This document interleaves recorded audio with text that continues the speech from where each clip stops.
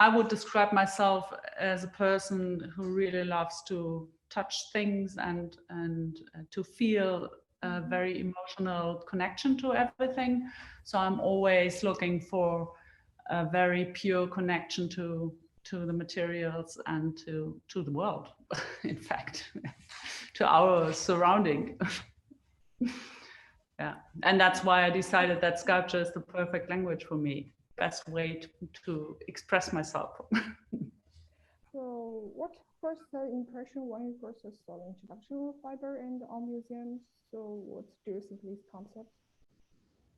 So when I saw the concept of your museum, I just had the feeling it's a perfect combination, that you bring different areas together, and that there is the possibility to have a real exchange between the visual arts and design and theater and all the different areas you bring together in your house. So I like the idea, because visual art is sometimes very isolated, and it's always good to be part of a bigger overall.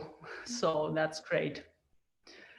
When I started to be an artist, I started to work with more heavy materials like wood and steel. And I always try to get some lightness in these very heavy sculptures.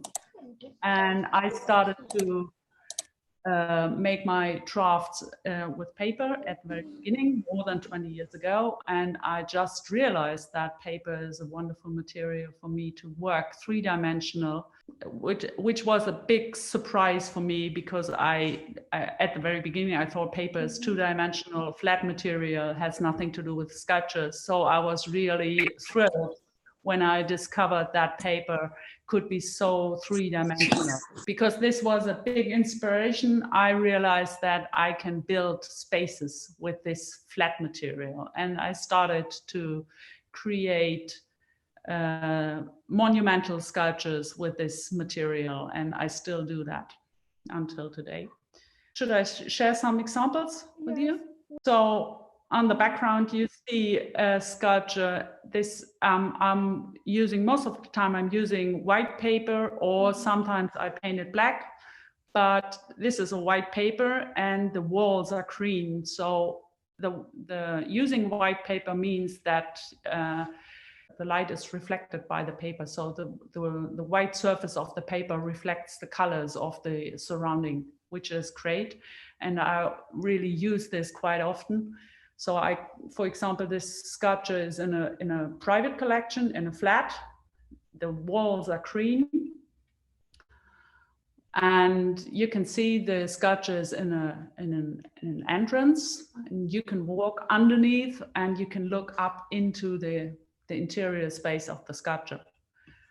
And to get a better idea of the three-dimensional, you can see when you walk underneath, and it is a white material, but nothing is white anymore. So the paper reflects the color of the surrounding. And so everything gets a mutual relationship, and you can see the sculptures, the color of the surrounding, and everything is joining a whole creation. That's what I'm looking for. So this is another example. That was an exhibition in the Powerlong Museum in Shanghai, so it's not far from you, in 2019. That was also a large-scale installation. You can see the sheets of the paper that was 6 meters high. The wonderful thing with the material is it's so flexible. You can use it in a very small format or in large panels, and I'm always looking for new ways of using the material. So you can see the dimension of the installation. And just to give you an idea, For large-scale installations, I always work with 3D models. So I create the installation, and you can see a short film about that.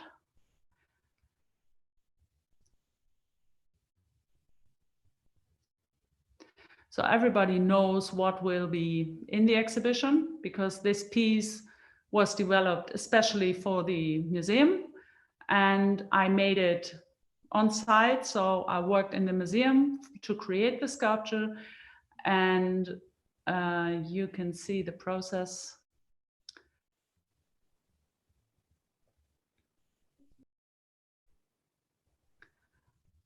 So that's a very good way to just give everybody an idea what will be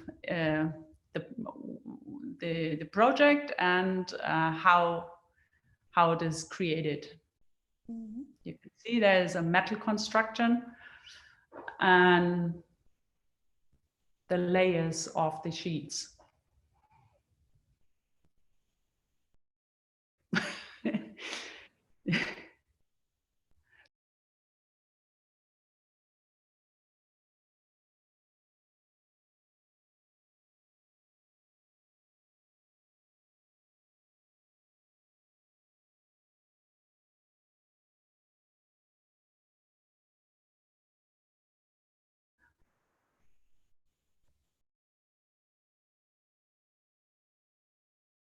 And I always work with by hand. Mm-hmm. Everything is used by hand.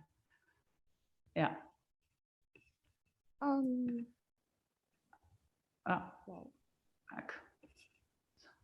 So the way of working with 3D models is really helpful.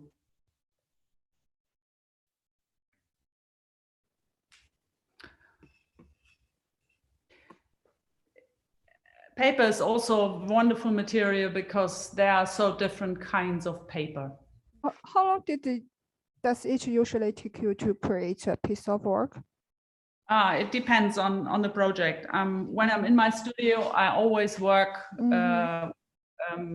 on different pieces because I develop new projects, for example, 3D models, and I work in a smaller size or create some site-specific installations. For example, in the background, you see there's just a medium-sized piece.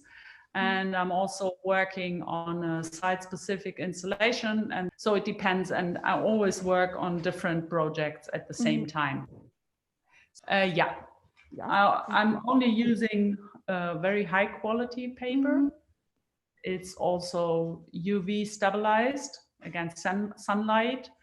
And also the weight is very different. For example, we have all a very close connection to the material, which I think is very important. So that's also the reason why I really love to work with it, because we all have a lot of own experience with this material. So I also use a very thick paper, very heavy. And of course, the way of working is different when the paper is more heavy. So in the background, you can see a sculpture. This is a new one. I worked in a museum in South Korea, and that is also a very different paper. So completely different from normal paper. What kind of feelings do you want the audience to get in your work? So my work is not figurative. So you are free to see my work is open for you to have your own experience, and you are free to see different things. And it also depends on the atmosphere of the surrounding, of the light, of the place where you are. It depends on your own. And it's very interesting what people are able to see. And it depends on where they are and which light and which mood. And I can see different things each day, and I don't want to be stuck too much to seeing the same thing all the time. So for me, it's open.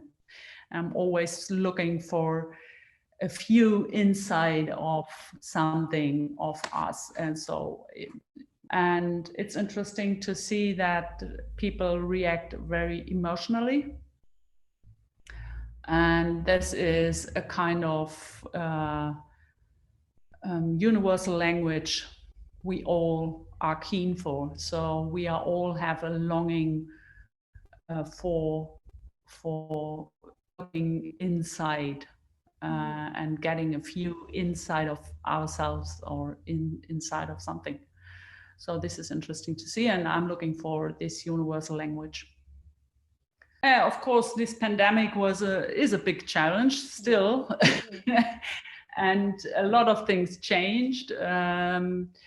The good thing is in art, everybody is used to that. Everything is changing all the time. So we are all used that nothing will be the same for long periods. So I have the feeling that galleries, artists, and museum, all the art people are really used to just think about finding new possibilities all the time. So during the pandemic, a lot of things changed because there were less exhibitions or other kind of exhibitions, online exhibition, online interview like ours, and all these things developed in a very new way. And that's great. And sometimes things got easier through these new kind of ways. But on the other hand, I have the feeling that we all got a clear idea that we really need more than just eating and sleeping and working. And of course, we are all, we just go on working. And for me personally, the pandemic is a time I just have more time in the studio. Everybody is more focused on really looking at art, and sometimes that's not the worst thing because, for example, my work is much better to see in peace and not during a big event. So everything is more concentrated. Yes.